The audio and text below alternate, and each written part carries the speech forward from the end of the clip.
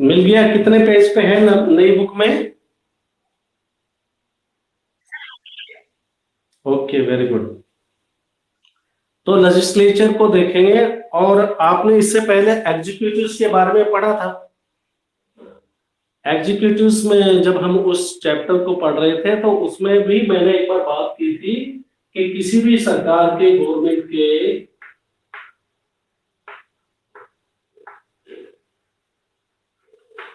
के there are three organs, मतलब democracy के अंदर में तीन ऑर्गन्स होते हैं। एक तो होता है आपका लेजिस्लेचर, जिसके बारे में आज बात करने वाले हैं। दूसरा हो गया आपका एग्जीक्यूटिव, जो आप पढ़ चुके हो फोर्थ चैप्टर में। और लास्ट वन होता है थर्ड, जुडिशरी। ये मैंने पहले वाले चैप्टर में भी आपको बताया था, फोर्थ चैप्टर के अंदर भी बात की थी। अभी आवाज क्लियर है ना बेटा? और दिखाई भी दे रहा होगा शायद ये तो। हाँ। तो हम एग्जीक्यूटिव पढ़ चुके हैं, आपका फोर्थ चैप्टर है। अब हम लेजिस्लेचर पढ़ेंगे। तो आपको ये तो मोटे तौर पे पता लग गया कि सरकार किसी भी देश में, डेमोक्रेटिक कंट्री में, जहां पर देश में प्रजातंत्र है, तो मेन जो तीन पिलर्स होते हैं पार्लियामेंट के अंदर, या किसी भी देश को चलाने के लिए सोचो, तीन पिलर्स तो चाहिए ही चाहिए। एक हो गया लेजिस्लेचर, एग्जीक्यूटिव और जुडिशरी।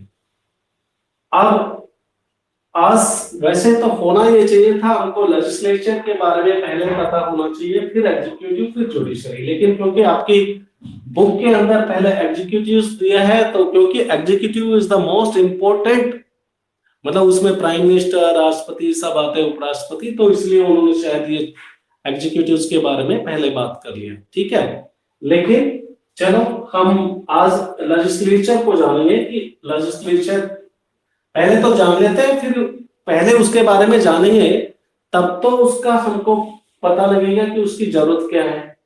और उसके दो सदन, why do we need two houses, उनके दो पार्ट होने की क्या जरूरत है, और जो कि लोकसभा और राज्यसभा है। लेकिन पहले तो इसको जान लेते हैं, लेजिस्लेचर है क्या, फिर बाद में बात करते हैं लेजिस्लेचर की जरूरत क्या है। पहले तो हमें यह पता होना चाहिए ना वो चीज है क्या, तब तो उसकी जरूरत के बारे में पता लगेगा। जिस चीज के बारे में हम जानते ही नहीं, जिस ऑर्गन्स के बारे में, तो उसकी जरूरत को भी आप नहीं समझ पाएंगे। इसलिए आपको समझना है लेजिस्लेचर है क्या। ठीक है ना? तो अगर लेजिस्लेचर को हम समझना चाहें, तो सोचो कि जैसे आप देश के अंदर, मैंने पहले भी आपको बताया कि किसी भी डेमोक्रेसी के अंदर, डेमोक्रेटिक कंट्री हो या अनडेमोक्रेटिक कंट्री हो, जहां पर चुनाव होते हैं। Let's say today we will discuss regarding the democratic country, जहां पर चुनाव तो मैंने बात की थी कि जो डेमोक्रेटिक कंट्री नहीं है वहां पर भी वो चुनाव दिखाने के लिए करते हैं। लेकिन आज हम देखते हैं कि जो डेमोक्रेटिक कंट्री के अंदर चुनाव होते हैं, वहां पर कैसे लोग चुन के जाते हैं, कहां पर बैठते हैं, और उनको किस किस नाम से बोला जाता है। तो पहले तो हमने आपको ये बता दिया है कि लेजिस्लेचर्स उनको बोला जाता है। विधायिका जो जाने के बाद में, विधायिका देखो हिंदी में इससे पता लगता है, विधायिका का मतलब होता है विधान मतलब जिसका काम विधान बनाना है। विधान का मतलब हुआ कि देश के लिए कानून बनाने का काम विधायिका करती है। तो ये तो मोटे तौर पे एक काम हो गया जो विधायिका करती है। हिंदी में लेजिस्लेशन का मतलब लॉ होता है। ठीक है ना? अब इसको देखते हैं कि ये आएंगे क्या, क्या ये कोई कहीं से आसमान से टपकने वाले हैं, या फ्लाइट से लैंड करने वाले हैं, या देश की जनता इनको चुनती है, ये देखने वाली बात है। तो हमको भारत के बारे में समझना है। भारत के अंदर विधायिका किसको बोला जाता है, पहले तो ये देख लेते हैं। ठीक है ना? जैसे आपके स्टेट्स हैं, लाइक हरियाणा, पंजाब, राजस्थान, उत्तर प्रदेश, जितने भी भारत के अंदर स्टेट्स हैं, तो आप मान के चलिए हर स्टेट में एक विधायिका होती है, जिसको आप विधानसभा के नाम से जानते हैं। किसके नाम से जानते हैं? विधानसभा या फिर लेजिस्लेचर। ठीक है ना? हर स्टेट में एक क्या होती है?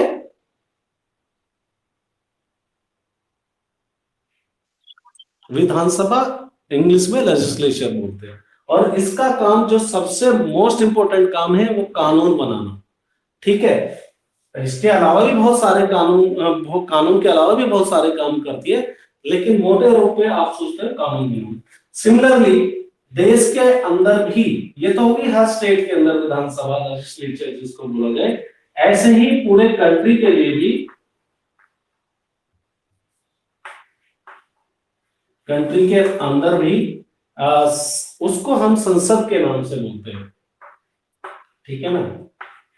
मैं बता तो पहले भी चैप्टर में चुका हूं आपको ही सारा। उसको संसद, हिंदी में हम संसद बोलते हैं और इंग्लिश में उसको पार्लियामेंट के नाम से बोलते हैं।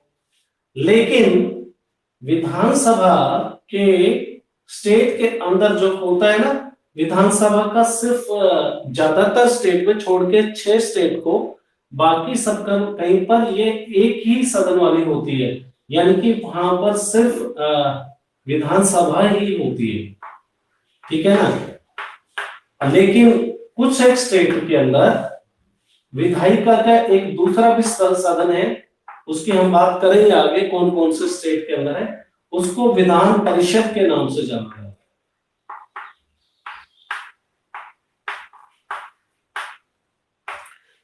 इंग्लिश में इसको लेजिस्लेटिव काउंसिल बोला जाता है, ठीक है ना।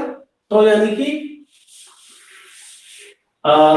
2 हाउसेज हो सकते हैं हर स्टेट में, हरियाणा, पंजाब, राजस्थान, कहीं पर भी अगर उनकी विधानसभा इस बात के लिए एग्री हो जाए कि हमारे पास इतना काम है, हमारा स्टेट इतना बड़ा है, इसकी पॉपुलेशन इतनी ज्यादा है, तो काम को बांटने के लिए विधानसभा और विधान परिषद 2 बना सकती है, ठीक है। ये बात क्लियर हो गई। हाँ, क्योंकि अगर ज्यादा उनके पास में रेस्पॉन्सिबिलिटी ज्यादा है। लेकिन क्योंकि ऐसा अभी अगर बात करें तो सिर्फ और सिर्फ आंध्र प्रदेश, बिहार, कर्नाटका, महाराष्ट्र, तेलंगाना, उत्तर प्रदेश, कितने स्टेट हो गए आपकी बुक में है, 103 नंबर पेज के ऊपर है। आंध्र प्रदेश, बिहार, जम्मू कश्मीर क्योंकि अभी बढ़ चुका है, उसके लद्दाख डिवीजन हो गया तो उसको निकाल दीजिए, क्योंकि उसके बाद में आंध्र प्रदेश, बिहार, कर्नाटका, महाराष्ट्र, तेलंगाना और उत्तर प्रदेश, यहां पर 2 हाउसेज है, यानी कि आपको विधानसभा भी मिलेगी और लेजिस्लेटिव काउंसिल भी मिलेंगे। ये दोनों के दोनों हाउसेस है। बाकी सभी स्टेट के अंदर सिर्फ एक ही हाउस है जिसको आप विधानसभा के नाम से बोलते हैं, ठीक है। ये बात है, क्लियर हो गया अभी। अब हम बात करते हैं देश के बारे में, फिर हम आगे पढ़ाना शुरू करेंगे। देश के बारे में हमने बताया कि देश के अंदर तो सिर्फ दोनों को मिला के पार्लियामेंट बोला जाता है, हिंदी में संसद। और संसद के 2 हाउसेज हैं, जैसे 5 स्टेट के अंदर थी, ऐसे यहां पर भी 2 हाउसेज हैं। एक को आप राज्यसभा के नाम से जानते हैं, एक को लोकसभा के नाम से जानते हैं। थोड़ा बहुत तो दिखाई दे रहा होगा ऊपर वाला। हाँ, तो ये अब हम इनको देखते हैं कि इनके जो मेंबर ऑफ पार्लियामेंट है, जो लोकसभा के जो मेंबर्स हैं, वो भारत के अंदर हम वोट डालते हैं। 5 साल बाद देश में चुनाव होते हैं लोकसभा के। अब हम लोकसभा के बारे में जो पहला सदन अगर हम बात करें पार्लियामेंट का, हम मान लो कि लोकसभा बोलते हैं कि पहला सदन है, ठीक है। हिंदी और इंग्लिश दोनों में लोकसभा ही बोलते हैं, लेकिन इसका दूसरा नाम क्या है, लोअर हाउस के नाम से भी जानते हैं। किस नाम से भी जानते हैं इसको, लोकसभा को लोअर हाउस के नाम से भी जानते हैं। अब इसके टोटल मेंबर जो जनता चुन के भेजती है, these are the 543 members. Lok Sabha के टोटल मेंबर 543 होते हैं और 543 मेंबर के चुनाव it happens after every 5 years. हर 5 साल के बाद में चुनाव होते हैं, पहले भी हो सकते हैं, कारण हम गिनाएंगे किस वजह से, जब वो चैप्टर आएगा तब बात करेंगे। 5 साल बाद में इसके चुनाव होते हैं। नॉर्मली जो टर्म होता है लोकसभा का 5 साल का होता है, और ये जब टर्म खत्म होने के बाद में इलेक्शन कमीशन, जिसको कि आप हिंदी में चुनाव आयोग बोलते हैं। आप पढ़ चुके हो इलेक्शन कमीशन को इससे पहले। चुनाव आयोग का काम होता है चुनाव कराना। वो चुनाव के डेट वगैरह का डिक्लेरेशन करता है, प्रेस को ब्रीफिंग करता है कि इतनी तारीख से इतनी तारीख तक लोकसभा के चुनाव। हम उसमें नहीं जाएंगे क्योंकि आज वो अपना टॉपिक ही नहीं है डिस्कस करने के लिए। तो मैंने आपको बताया हुआ है कि लोकसभा के चुनाव के लिहाज से हमने देश को सोचो कि 543 हिस्सों में बांटा हुआ है, यानी कि हर एक हिस्से को हम कॉन्स्टिट्यूएंसी बोलेंगे, हिंदी में उसको चुनाव क्षेत्र बोलेंगे, ठीक है ना। और हर एक हिस्से से चाहे कितने भी कैंडिडेट चुनाव में खड़े हो जाएं, सोचो कि अगर गुड़गांव, हम कहां पर रह रहे हैं, हरियाणा के रेवाड़ी में, तो एक गुड़गांव कॉन्स्टिट्यूंसी के क्षेत्र में आता है और यहां से चुनाव जब होंगे तो कितने भी कैंडिडेट चुनाव के लिए खड़े हो सकते हैं, लेकर जो चुन के जाएगा वो सिर्फ और सिर्फ एक, आपको याद होगा, अगर मैं आपको याद करा पाऊं, रिकलेक्ट करने की कोशिश करो, हमने बताया था FPTP system, the first past the post system के सर्वाधिक मत वाले की विजय, यानी कि जिसको सबसे ज्यादा वोट मिलेंगे वो एक आदमी विजयी हो जाएगा। याद आ रहा है प्रियंका? हाँ, तो ऐसे करके total 543 member of the parliament देश के अलग अलग हिस्से से चुन के आएंगे। तो ये सारे के सारे होंगे लोकसभा के सदस्य। इनको हम क्या बोलेंगे? लोकसभा के मेंबर्स हैं। इंग्लिश में इनको बोलेंगे है तो या अपर हाउस लोअर हाउस के मेंबर कहलाएंगे, लेकिन लोकसभा हो या फिर दूसरा सदन मैंने बताया था जिसको राज्यसभा बोलते हैं, इनके जो मेंबर चुन के आते हैं उनको मेंबर ऑफ पार्लियामेंट बोला जाता है। क्या बोला जाता है? मेंबर ऑफ पार्लियामेंट, यानी कि पार्लियामेंट है ही, दोनों सदन को मिला के हम पार्लियामेंट बोलते हैं, और पार्लियामेंट के लिए जो चुन के आएंगे वो member of parliament. Normal specified इसको करने की जरूरत नहीं है, सेल्फ एक्सप्लेनेटरी, अपने आप ही पता लगता है। जो चुन के आएंगे मेंबर ऑफ पार्लियामेंट, यानी कि चाहे लोकसभा के लिए चुन के आए चाहे राज्यसभा के लिए, जितने भी कैंडिडेट जो चुन के आएंगे they will be the member of parliament. अब मेंबर ऑफ पार्लियामेंट मैंने बता दिया लोकसभा के 543 होते हैं। सिमिलरली ये जो मेंबर ऑफ पार्लियामेंट है ये लोकसभा में बैठेंगे, और इनका लोकसभा को मैंने एक दिन आपको बताया था, याद हो तो, इतने सारे 543, वो भी अलग अलग स्टेट से चुन के आना। और ये तो इतना पॉलिटिकल पार्टी से जो कैंडिडेट चुन के आए हैं, तो चलो उसका पॉलिटिकल पार्टी का कोई एक लीडर होगा, उसका कंट्रोल कर सकता है, उसको समझा सकता है, लेकिन बहुत सारे ऐसे भी हैं जो without political party independent candidate चुनाव लड़ा उन्होंने, मतलब वो किसी पार्टी से नहीं है और जीत के आ गए। तो सोचो एक क्लास के अंदर एक टीचर को कंट्रोल करने के लिए इतनी समस्या आती है, तो ये तो 543 मेंबर को कंट्रोल भी करने के लिए कोई तो there has to be someone होना चाहिए कि नहीं? हाँ, तो उसको हम बोलते हैं स्पीकर या लोकसभा का अध्यक्ष, उसको हम स्पीकर के नाम से बोलते हैं। तो स्पीकर जब भी लोकसभा की बैठकें होंगी, मीटिंग्स होंगी, तो स्पीकर कंडक्ट करेगा, वो सारे मेंबर को इन्फॉर्म करेगा, जो भी तरीका है राष्ट्रपति के थ्रू होता है उनको इन्फॉर्मेशन प्रेजेंट, स्पीकर बता देता है, राष्ट्रपति को इन्फॉर्म कर देता है कि भाई हम पार्लियामेंट की मीटिंग्स बुलाना चाहते हैं। और साल में 3 बैठकें होती है, आपको मैं पहले भी बता चुका हूँ, एक तो विंटर सेशन, एक समर सेशन और एक ऑटम सेशन के नाम से। जब यानी कि गर्मी के टाइम में, एक सर्दी के टाइम में और एक वसंत ऋतु के टाइम में, 3 ये जो बैठकें होना इंपॉर्टेंट है। उसके अलावा भी हो सकती है जब भी कोई ऐसा देश को लगता है जरूरी।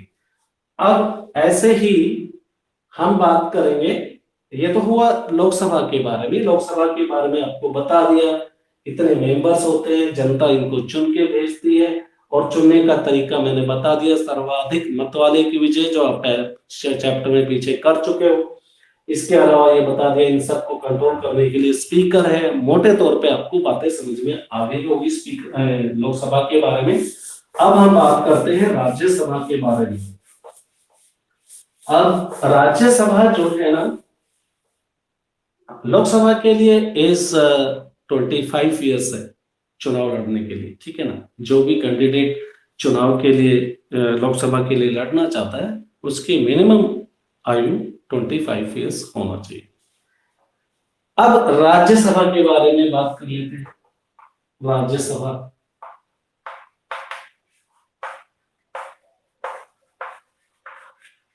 और राज्यसभा के जो मेंबर्स हैं उनकी संख्या है 245।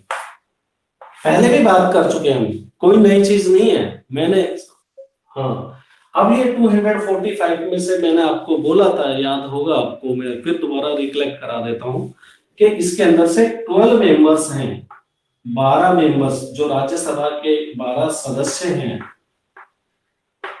उनका जो है चुनाव नहीं होता है, उनका नॉमिनेशन होता है। हिंदी में बोलते हैं उसको कि भाई वो नामांकित कर दिए जाते हैं, यानी कि उनको चुनाव नहीं लड़ना होता। जनता के सामने तो ये लोग भी नहीं जाते, इसको विधानसभा के सदस्य चुनते हैं। लेकिन ये 12 सदस्य हैं जिनको राष्ट्रपति जो है, प्रेसिडेंट ऑफ इंडिया, उसके पास में पावर है, शक्ति दी है कॉन्स्टिट्यूशन ने कि वो अपनी मर्जी से किसी भी इंसान को नॉमिनेट कर सकता है। इतना भी मर्जी नहीं चलती उसकी कि किसी को भी कर दे। तो उसके सामने भी कुछ कॉन्स्टिट्यूशन में लिखा है कि जिसको वो नॉमिनेट करना चाहता है 12 मेंबर को, तो उनमें से अगर मानो कोई भी एक चुना है तो he should be a distinguished personality, मतलब किसी फील्ड में उसने अच्छा काम किया हो सकता है कोई साइंस एंड टेक्नोलॉजी में अच्छा किया हो, वो भी आ सकता है। कोई आर्ट एंड कल्चर में अच्छा किया हो, कोई अच्छा सिंगर हो, कोई अच्छा स्पोर्ट्स पर्सन हो। तो ऐसे 12 कैंडिडेट को राष्ट्रपति नॉमिनेट करता है। इसको हम नॉमिनेशन बोलेंगे, जो राष्ट्रपति के द्वारा जो किए जाता है उसको हम बोलेंगे नॉमिनेट। ये बात भी समझ में आ गई होगी? हाँ करते जाओ, बस नहीं आती है तो मना करते जाओ। बाकी जितने भी मेंबर बने, अब कितने बच गए बताओ मेरे को, कितने बचे? 233 मेंबर्स है। अब इनका हमको चुनाव का पता होना चाहिए कहां से है। इनको डायरेक्टली जनता ने तो नहीं चुना, ये तो सब मैं आपको क्लियर बता देता हूँ। लोकसभा के जितने सदस्य हैं उनको जनता ने चुना था, और राज्यसभा के जो 233 मेंबर्स जो बचे हुए हैं उनको जनता ने नहीं चुना। तो नहीं चुना तो जनता ने फिर कहां से आ गए, कहां से इलेक्ट हुए? तो इसका तरीका ये है, जो आपने इसको पढ़ा होगा, ये जैसे कि हर स्टेट के अंदर विधानसभा, हमने बताया था ना कि हर एक स्टेट में विधानसभा है, लेजिस्लेटिव असेंबली बोलते हैं, ठीक है ना। क्या बोलते हैं? Legislative assembly. हर स्टेट में एक विधानसभा होती है जो स्टेट के लिए नियम कानून कायदे बनाती है, हरियाणा पंजाब जैसे। और हरियाणा की अगर विधानसभा की बात करें, आपको दिखाई दे नहीं रहा होगा, मैं ऊपर लिख देता हूं। तो हरियाणा की अगर विधानसभा की बात करें तो वहां पे विधानसभा में बैठने वाले, जैसे हमने लोकसभा में बैठा है 543, राज्यसभा में बैठा रहे 245, तो ऐसे ही हर एक स्टेट की विधानसभा में भी मेंबर्स होते हैं, और वो स्टेट की ज्योग्राफिकल एरिया और पॉपुलेशन के ऊपर डिपेंड करता है। और अगर हम हरियाणा का एग्जांपल लेके चलें तो हरियाणा के अंदर नंबर ऑफ कैंडिडेट है लेजिस्लेटिव असेंबली के 90। कितने हैं? 90। तो हरियाणा से 200, इसमें से हमने बोला कि 12 तो नॉमिनेटेड ही है, तो 233 में से हरियाणा चुनेगा, सिर्फ हरियाणा बैठाएगा राज्यसभा में। कितने कैंडिडेट, ये बताओ मैंने कितना लिखा है, कितना है? 5। कितना है? हाँ, यानी कि 5 कैंडिडेट है वो हरियाणा से चुन के जाने हैं, जो राज्यसभा में दिल्ली में बैठेंगे। हरियाणा के 90 जो लोग हैं ये वोट डालेंगे और 5 आदमी को चुन के भेजते हैं। इनका मैंने आपको बताया था, आपको याद भी होगा, प्रोपोर्शनल रिप्रेजेंटेशन सिस्टम से चुनते हैं, समानुपातिक प्रतिनिधित्व प्रणाली।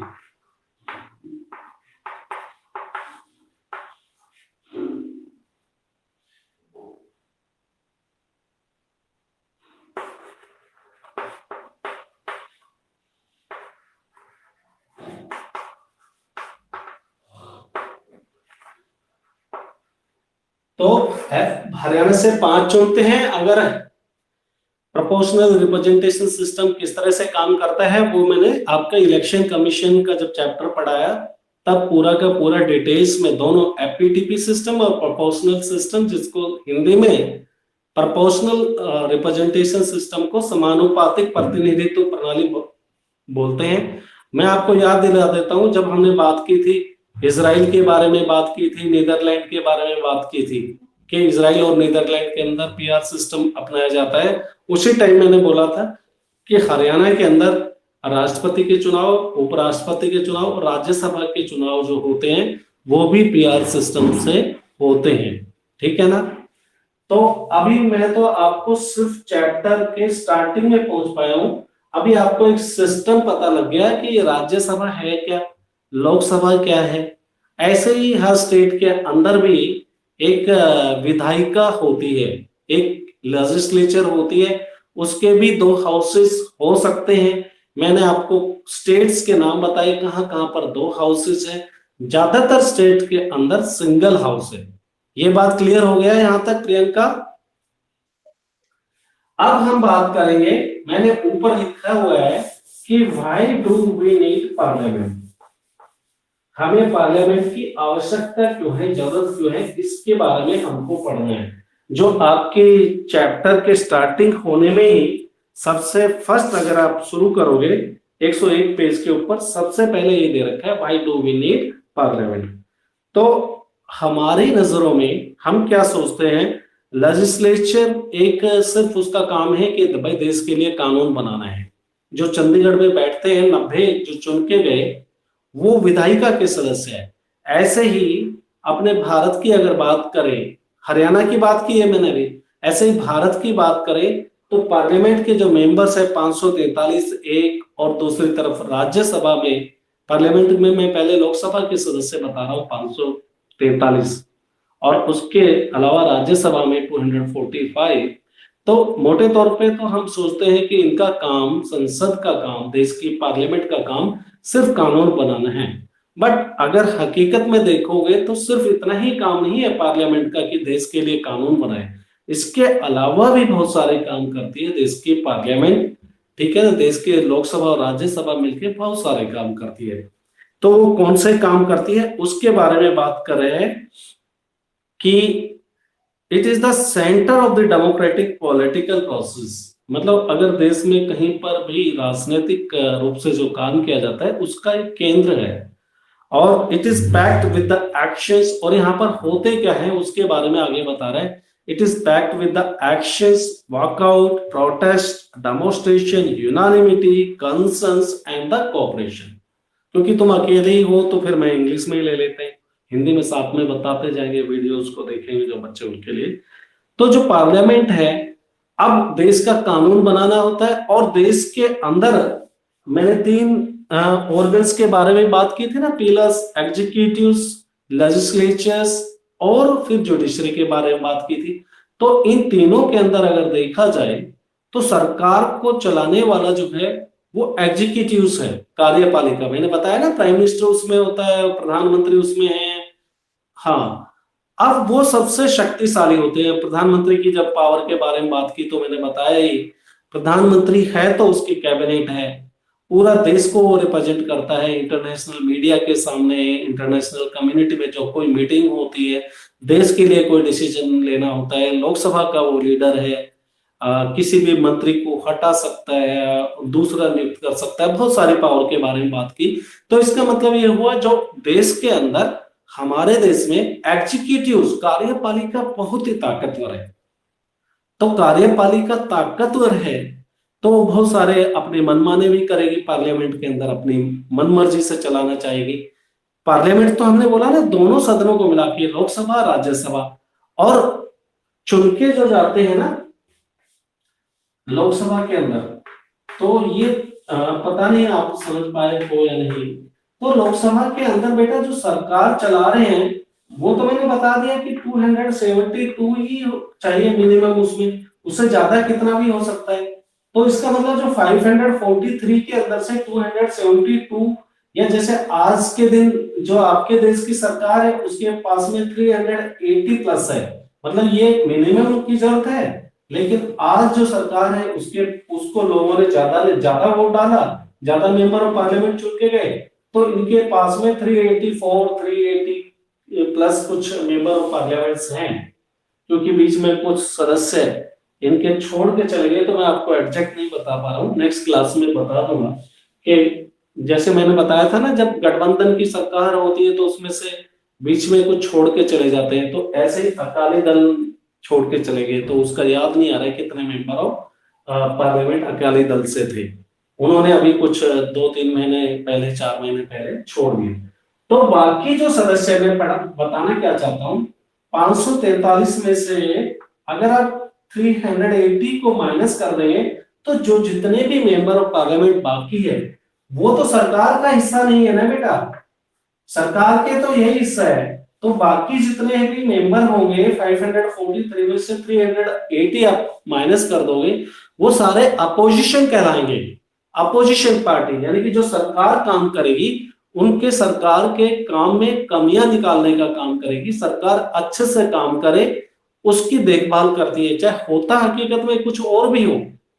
वो उनका काम देखा यह गया है कि सरकार अगर अच्छा भी काम करे तो उसका भी वो अपोजिशन करते हैं, बट बनाया हमने इसलिए है कि जो सरकार को कंट्रोल करने के लिए, उसके ऊपर चेक रखने के लिए, सरकार की पावर को, जो एग्जीक्यूटिव है उसकी पावर को बैलेंस करने के लिए, ताकि वो ज्यादा ताकतवर ना बने, इसलिए हमने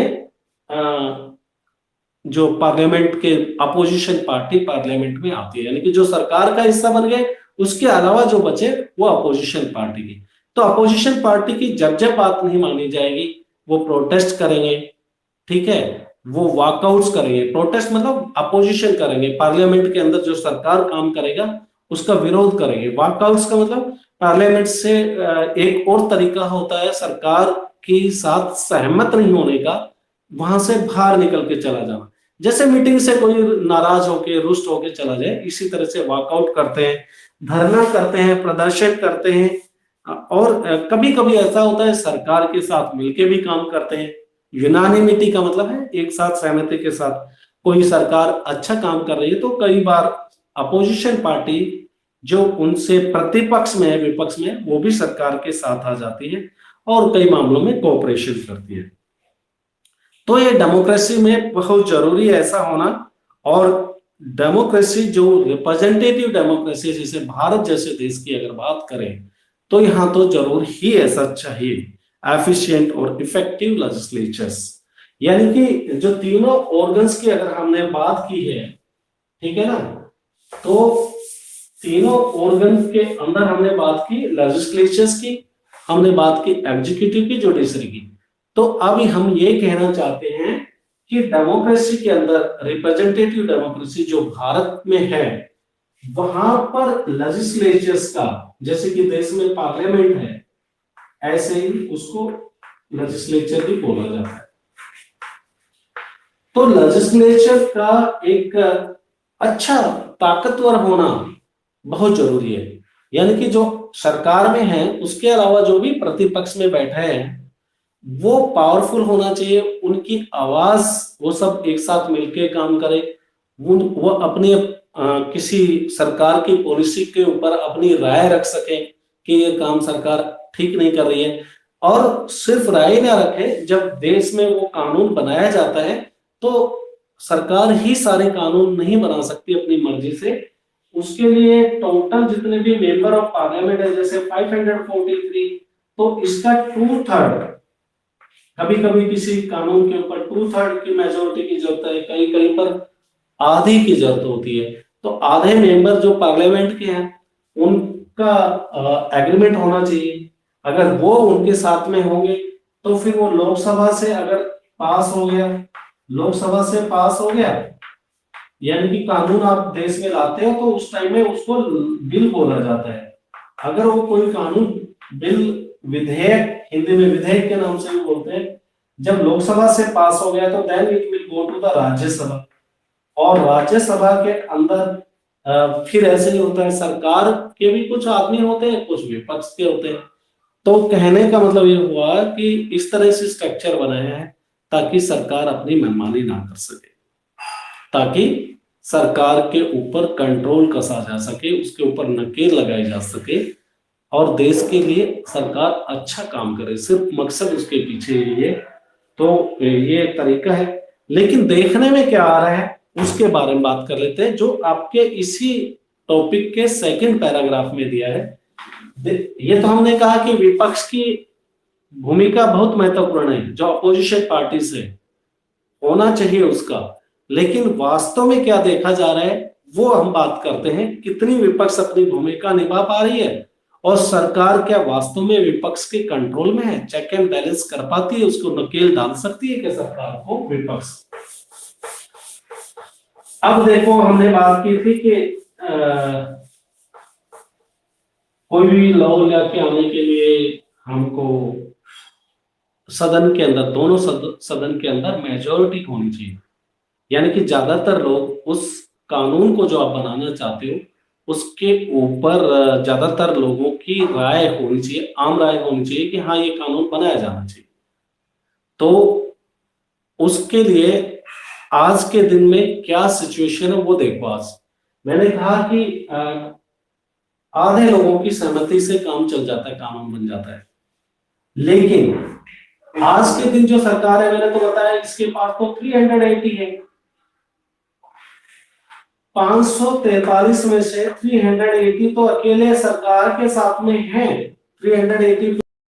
अब सोचो, इसका मतलब जो अपोजिशन में है, जो विपक्ष में है, विपक्ष में बैठे हैं, वो तो अपने आप ही कमजोर होंगे, क्योंकि सरकार की पलड़े में भारी है। तो विपक्ष की बात मानी जाएगी क्या ऐसे में? विपक्ष की बात इसलिए नहीं माना जाएगा बेटा, कानून बनाने के लिए हमें जितने मेंबर ऑफ पार्लियामेंट लोकसभा में चाहिए उससे कहीं ज्यादा इनके पास है। तो ये जो इंसान थे जो विपक्ष में बैठे हुए हैं, 543 में से 380 कर लेना, आप बाद में देख लेना, इनका काम, इनकी इंपॉर्टेंस तो तब होती ना जब ये कम होते और उधर ज्यादा होते। मतलब इधर 272 तो होना ही चाहिए, लेकिन उतने ही उस तरफ भी होते तो वो लोग अपनी बात को रख पाते। अब ये इस पोजीशन में है कि अगर विपक्ष ने सपोर्ट नहीं किया तो भी ये कानून को बना ले जाएंगे, क्योंकि कानून बनाने के लिए हमें 2/3 मेजोरिटी चाहिए, कभी कभी मतलब हाफ चाहिए, और इनके पास हाफ से तो बहुत ज्यादा है। तो ये विपक्ष को पूछेंगे नहीं, लोकसभा से तो जब वोट डाला जाएगा लोकसभा से, ये सोचो कि ऐसा ही है कि तुम्हारे क्लास में 30 स्टूडेंट है और मॉनिटर जो है उसकी तरफ ज्यादा है, मतलब 15 से ज्यादा है, और फिर तो मॉनिटर को जो भी कुछ करने हैं अगर वोट डाल के करने हैं तो उसके पास आधे से ज्यादा तो पहले ही है। तो दूसरे लोगों की पूछ के ना करेगा तो भी, अगर मान लो क्लास में कोई भी काम करने हैं उसमें आधे लोगों की सहमति जरूरी है, और मॉनिटर के साथ में 15 पहले से ही है, और सोचो कि 15 की जगह उनके पास में 20 है, तो 10 बच्चों से ना पूछेगा तो भी तो वो काम कर लेगा ना। बात समझ में आया बेटा?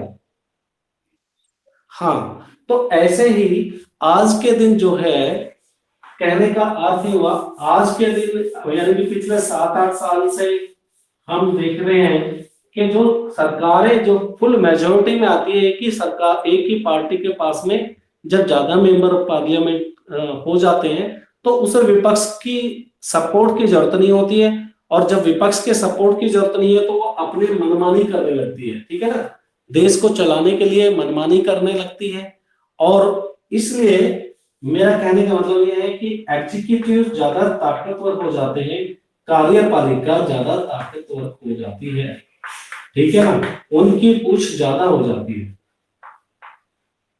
और आजकल ज्यादातर देशों के अंदर ही ऐसा चल रहा है, जितने भी डेमोक्रेटिक कंट्री है, रिप्रेजेंटेटिव डेमोक्रेसी के अंदर ये जो कार्यपालिका है वो बहुत ताकतवर होती आ रही है। क्या टाइम हो गया बताओगे एक बार, या मैं देखूं? हैं? ओके।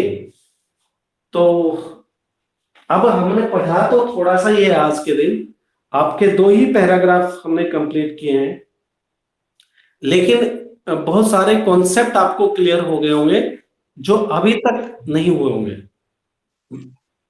लोकसभा क्या है, राज्यसभा क्या है, उसके सदस्य कितने होते हैं, कैसे चुन के आते हैं, और हर स्टेट में एक विधायिका होती है, लेजिस्लेचर्स। और कुछ एक स्टेट ऐसे हैं जहां पर, वहां पर भी 2 हाउसेज है। जैसे देश के अंदर एक लोकसभा जिसको कि अपर हाउस बोला जा लोअर हाउस बोला जाता है, राज्यसभा को अपर हाउस बोला जाता है। राज्यसभा के सदस्यों का चुनाव कैसे होता है, लोकसभा के सदस्यों का, हाँ बोलो, मैं सुन नहीं पा रहा हूँ, बोलो क्या कहना चाहते हो। क्लियर हुआ होगा कॉन्सेप्ट अच्छे से? हम्म। तो ठीक है बेटा, टाइम हो गया फिर इसको, अब तुम बुक ले आए तो मुझे इस चैप्टर के पेजेस को भेजने की जरूरत नहीं है। इसके कंप्लीट होने के बाद में नोट्स जरूर भेजेंगे हम आपको, ठीक है? तो आज यहीं पर फिनिश करते हैं। ओके, एग्जिट कर सकते हो आप।